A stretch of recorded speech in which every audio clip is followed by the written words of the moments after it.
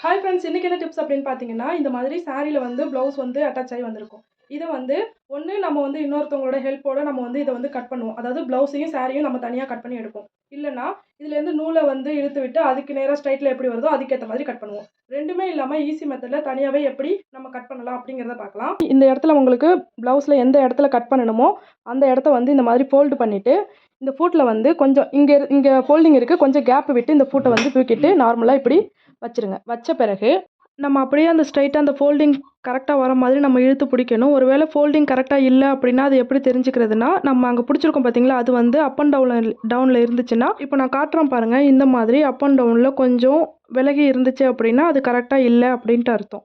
நீங்க அத கரெக்ட்டா வைக்கணும்னா 2 பீஸும் ஸ்ட்ரைட்டா வர மாதிரி நீங்க கரெக்ட்டா எடுத்து வச்சுட்டு, இந்த ஃபோல்டிங்கும் கரெக்ட்டா இருக்கிற மாரி பார்த்துட்டு, குறுக்க கத்தரிக்கோல் குடுத்து நம்ம ஸ்ட்ரைட்டா கட் பண்ணி எடுத்துட்டோம்னா ஈஸி. இந்த டிப்ஸ் பிடிச்சிருந்துச்சுன்னா மறக்காம ஒரு லைக் பண்ணிடுங்க.